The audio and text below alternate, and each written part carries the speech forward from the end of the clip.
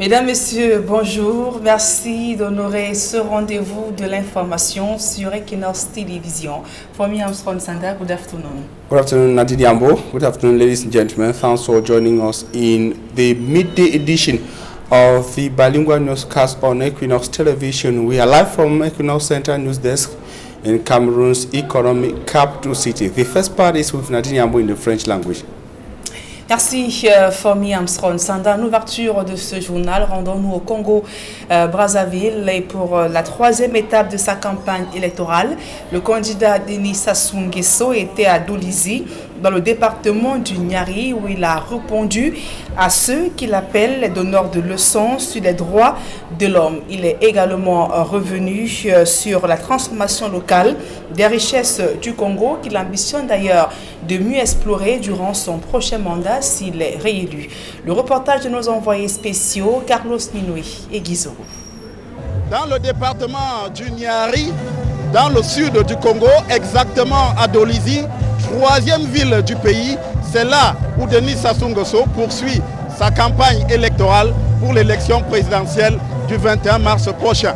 Là, le chef de l'État sortant et candidat à sa propre succession n'a pas hésité d'entrée de jeu à faire face aux donneurs de leçons sur les droits de l'homme, en estimant que le respect de ceux-ci, c'est d'abord le fait de pouvoir manger. Les droits de l'homme sont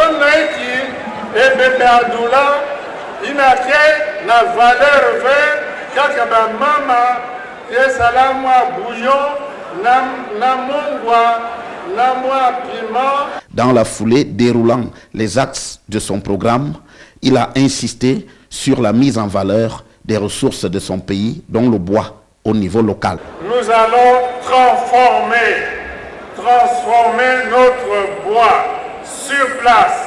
Au premier niveau, deuxième niveau, troisième, du bois de qualité, nous l'avons ici. C'est dans la même veine qu'il a annoncé un soutien accru à l'agriculture. Il a ça soutien, crédit, moyen vers petite entreprise, il y a façon à couper ça, crédit. Pour Denis Sassou Nguesso, qui croit en sa victoire, les articulations de celle-ci vont se formaliser très rapidement le jour du vote. 14 heures, n'allez rien. 14 heures, n'allez rien. Mamou, nyosotou, bemanisa, betovesa bate ensemble, benutae. C'est donc Denis Sassou Nguesso, confiant en sa victoire le 21 mars prochain, qui a poursuivi sa campagne électorale ici et donne rendez-vous à ses militants et supporters pour que sa victoire soit confirmée ici, lors de ce scrutin au Congo-Brazzaville. Pour Equinox Television, à Dolizy, la troisième ville du Congo-Brazzaville, Carlos Minoué, Guizoro. Et vous le voyez sur ce terrain de la campagne électorale, les 7 candidats en lice déploient leur stratégie afin de convaincre les électeurs et d'obtenir leur suffrage le 21 mars prochain. Et les populations ont déjà une bonne idée de ce qu'elles attendent de leur futur président de la République. Une fois de plus, nos envoyés spéciaux, Eric Watak et Gladys Sidi. Pour le prochain quinquennat, le président élu devra s'atteler à répondre aux aspirations profondes du peuple congolais.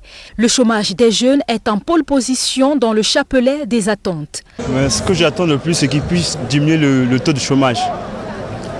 On peut voir ici au Congo, nous avons tellement trop... Le taux de chômage est tellement élevé. Concernant l'éducation, les populations dénoncent la concentration de l'université et des instituts dans la capitale Brazzaville. Pointe-Noire a besoin d'une université. Les jeunes de Pointe-Noire veulent se faire former. Les parents sont dépourvus de moyens. Quand l'enfant a le baccalauréat, il faut l'envoyer à Brazzaville. Certains parents, par faute de moyens, l'enfant est obligé d'être là à Pointe-Noire stagné. Les transporteurs de leur côté subissent de plein fouet les conséquences de la crise sanitaire du coronavirus. Pourtant, le secteur se portait déjà très mal, selon Roméo, qui exerce depuis 4 ans.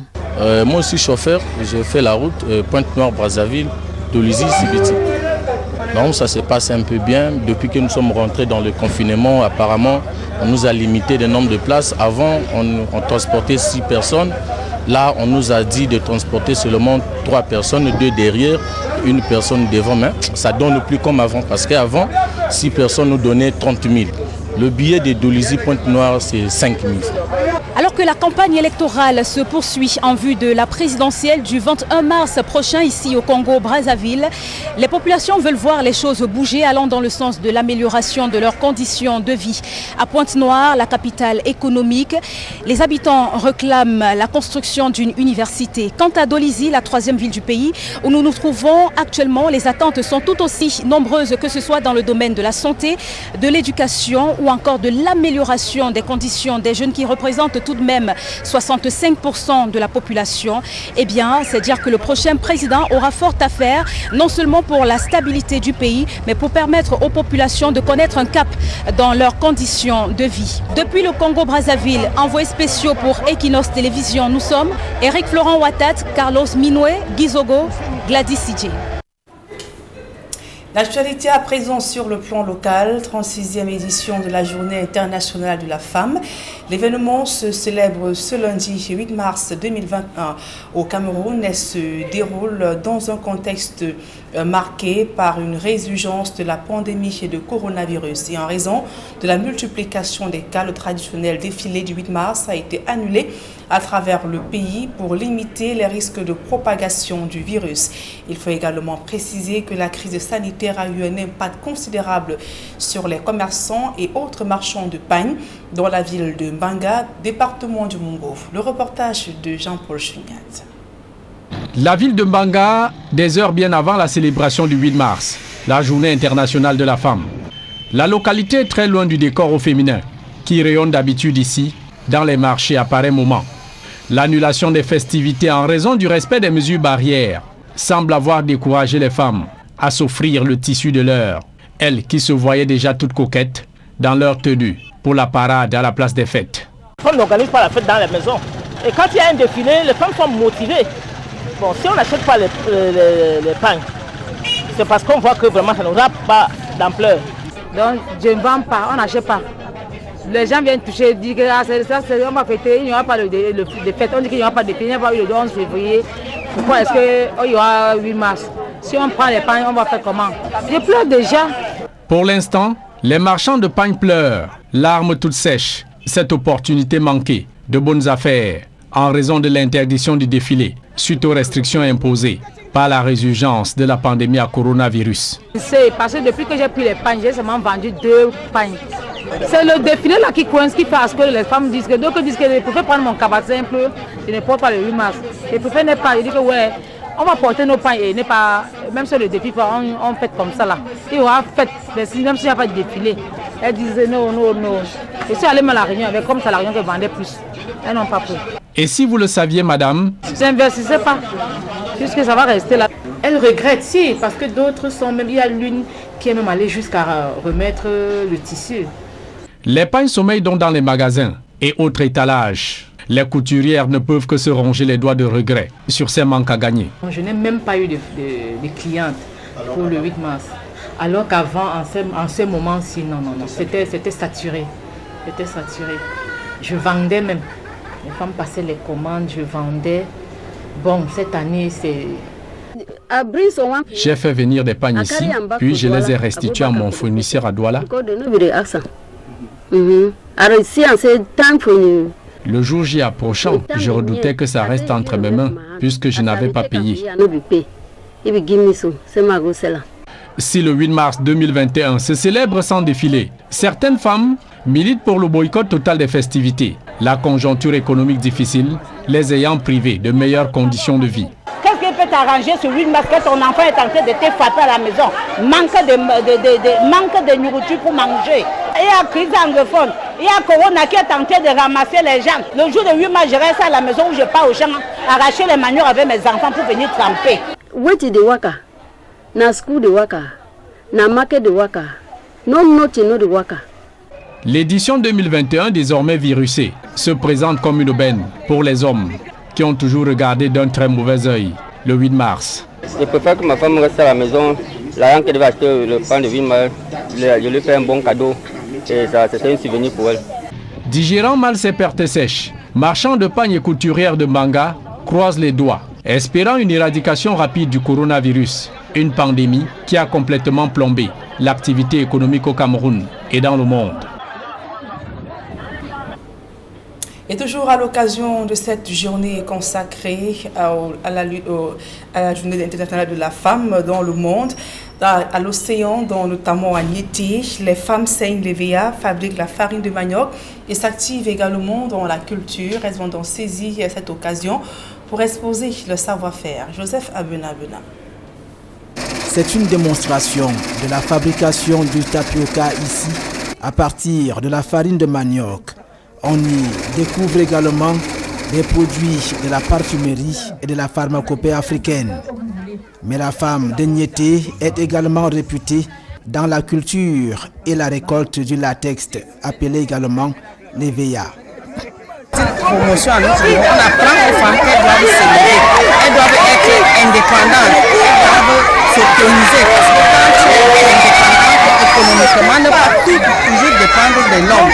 C'est pourquoi on a des petits gîtes, des petites associations et on apprend à la femme de faire, vous avez vu tout à l'heure la transformation du manioc.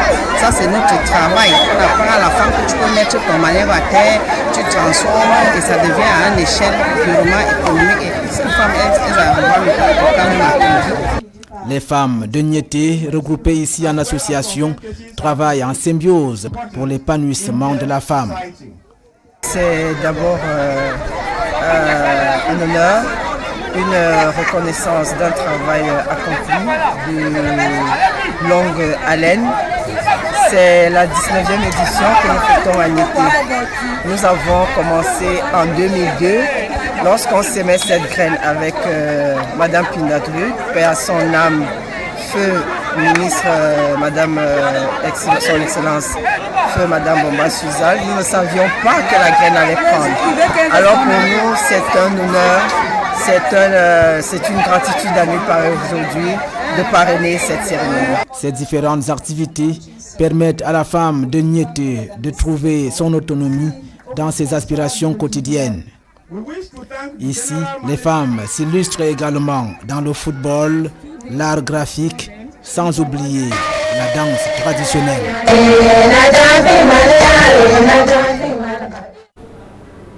Une note triste au cœur de ce journal, la mairie de Banganté porte le deuil.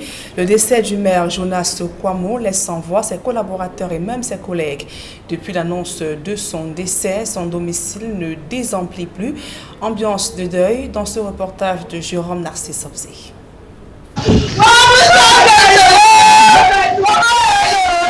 Tristesse et consternation. La ville de Banganté en deuil depuis vendredi dernier. Le docteur Jonas Kwamo, premier magistrat de la ville de Banganté, a tiré sa révérence le vendredi 5 mars 2021 aux environs de 23h30 à l'hôpital district de Banganté de suite d'éclatants dans ce centre hospitalier d'un arrêt cardiaque. Il avait pourtant été aperçu 2 heures avant ce tragique décès à une veillée de corps dans un village de sa commune appelé Numga. Rien n'indiquait en lui un signe de détérioration physique ce soir-là. À son domicile de Banganté, situé au quartier 1, on n'en revient pas. Donc ce que je sais, c'est qu'il est très rigoureux dans le travail. Il aime un travail bien fait. L'amour total de l'autre, sans parti pris. L'amour total. Tout est vanité dans la vie et le travail pour le plus petit. Se sacrifier pour le plus petit. Voilà le souvenir qui nous a toujours laissé. Se sacrifier pour ceux qui n'ont rien. Tout est ta vie. Et Dieu seul prendra soin de toi. L'homme politique qui dirigeait l'une des mairies les plus importantes du département d'Undé était également vice-doyen de la faculté de pharmacie à l'université de Montagne de Banganté. Âgé de 69 ans, il laisse un vide dans le cas de nombreux conseils municipaux de la commune de Banganté. Comme tout le monde, je constate un vide. Personne n'a rien à dire. Personne n'a de mots pour expliquer ce qui se passe. Parce que papa, c'était un rassembleur. Le parti a perdu un grand homme. Le docteur Jonas Kwamo s'en va ainsi, laissant derrière lui un immense héritage, tant sur le plan politique, académique que familial. À présent, la deuxième partie de ce journal en langue anglaise avec vous, Fomi Armstrong Sanda. Thanks, Nadine Yambo. Ladies and gentlemen, thanks for joining us in the second segment of information. The 2021 edition of the International Women's Day is being commemorated in Cameroon in a particular atmosphere. The usual march past activities have been that is banned by the government of Cameroon within the context of its initiatives to curb the spread of the coronavirus pandemic. But prior to this day, women in Cameroon have been engaged in different activities to better empower themselves. A case in point is that of women of the Southwest region who are trained on how to positively use the information and communication technology in order to get themselves fully empowered economically. Derek Jato tells us more from Boya. The whole world is going digital in every sphere of life, and Africa is held back by a number of reasons. The greatest thing that we face as tech people in Africa, it has to do with payment. A lot of us are interested in tech, but we cannot afford to go into tech because you cannot go into tech without the tools, things like laptops, things like internet. But this young Cameroonian Sel Manzi, who won the first prize as the best web developer in Africa in 2020 and founder of Data Girl Technologies, is taking the challenge to bring her society to the digital limelight and women at the forefront of this drive. My message should always be, if you believe it, you can do it. And it's no longer if a man can do it, a woman can do it better. It's more like all of us, we can do it, we can all do it. There is space at the top for everybody. It's no longer a competition. If you know that this is something that you're really interested in, believe in yourself and you can do it. And today, youth, especially girls, have converged on Boya, the Southwest regional capital of Cameroon, for a seminar organized by African women in tech startups. And Selma is taking the lead, educating these girls on how technology is important. Today we've had a lot of presentations. We have presentations encouraging girls on on why tech is important in their life. We've had several tech ladies share their stories. We've had startups talk about their activities and their provisions. This activity is part of a caravan running through 4 regions of the country to encourage women get into technology. And mothers of the nation are calling on Cameroonian women to dress in black today in order to show their concern with the armed conflict rocking the northwest and southwest regions of Cameroon, and also mourn the many lives lost in the war in the 2 English-speaking regions. During a meeting in Douala, Cameroon's economic capital city, mothers of the nation say Cameroonian women must use this opportunity as their way of asking for an immediate end to the armed conflict in the Anglophone regions. Barrister Michelle Ndoki is a member of Mothers of the Nation. Take a listen to her in the following extract. Join us on 8th March in black to express our discontent with the growing conflicts in Cameroon and with the difficult daily life in our country. Support IDPs. You see them around you in Douala, in Yaoundé, in Bafoussam, in Loum, you name it, in Bangante. I've seen some in Babeti. I was there over last weekend.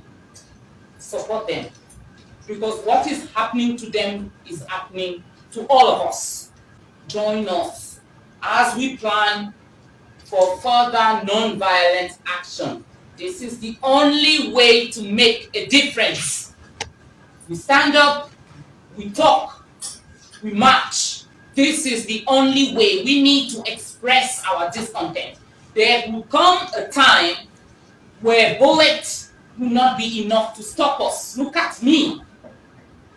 They've tried to stop me with bullets. They've tried to stop me with threats. They've tried to stop me with prison. If I can still be here today, then what are you waiting for? That means bullets and prisons and police and soldiers are not enough if what we are saying is the truth, if what we are striving for is good. So join us. Please, please, please join us to stop this. We cannot be discouraged. We cannot be afraid.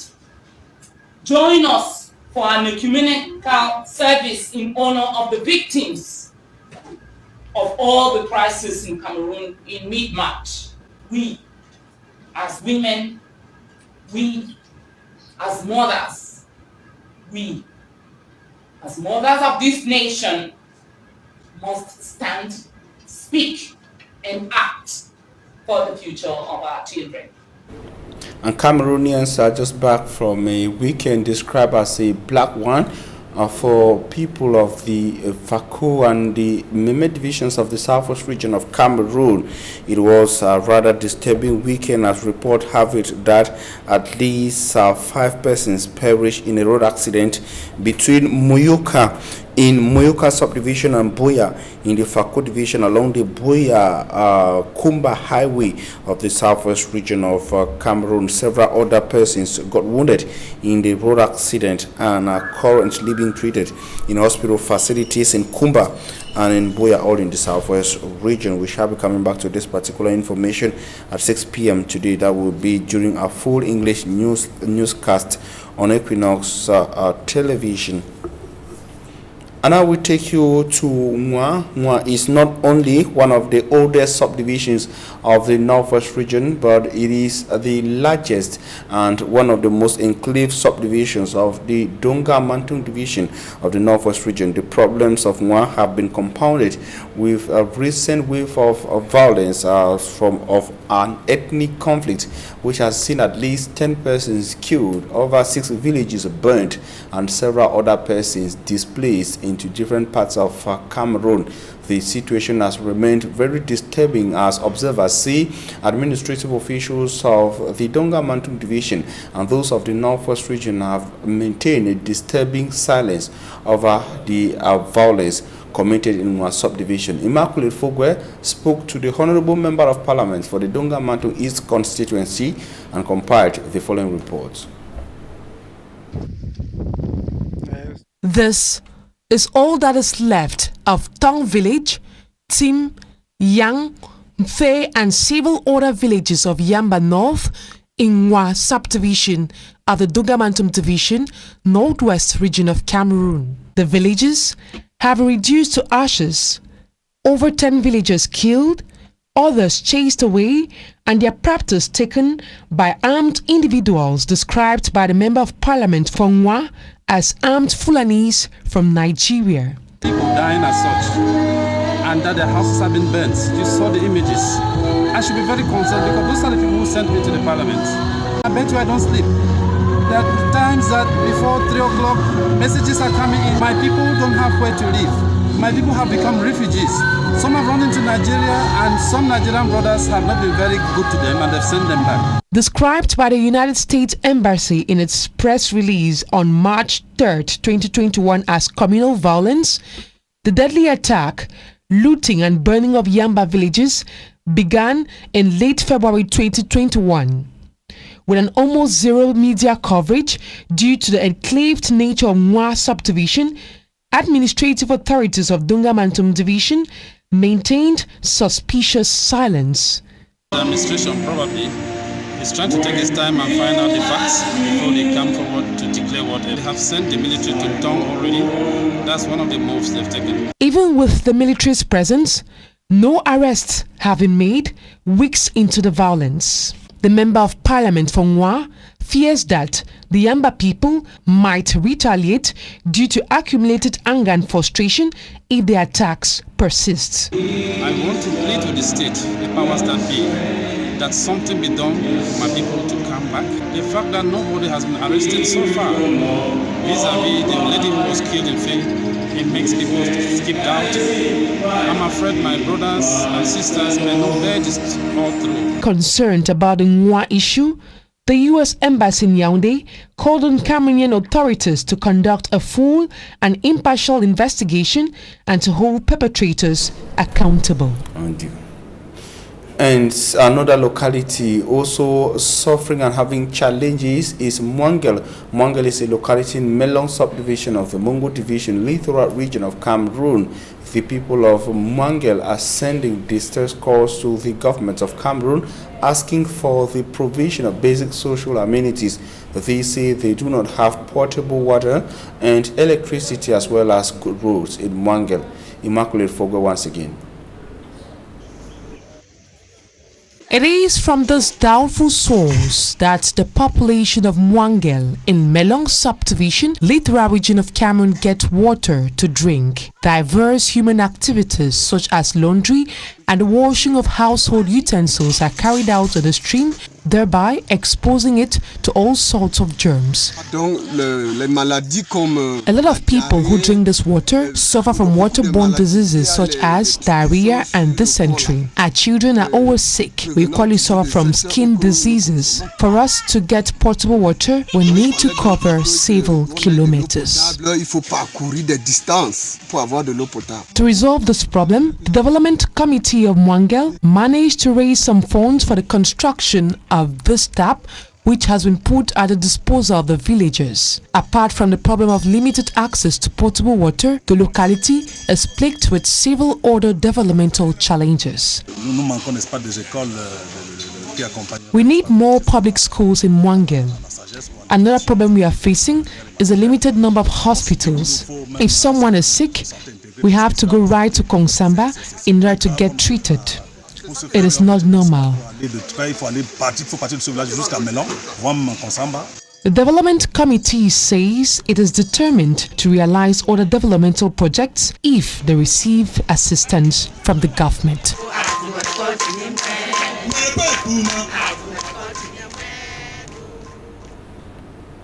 And that report brings us to the end of the midday newscast on Equinox Television. We thank you for your keen attention. Nadine Yambo and I will be back here tomorrow at 7 a.m. God willing. Nadine, see you tomorrow at 7 a.m. Merci. For me, I'm Sanda. Fin de ce journal. Mesdames et messieurs, merci pour votre aimable attention.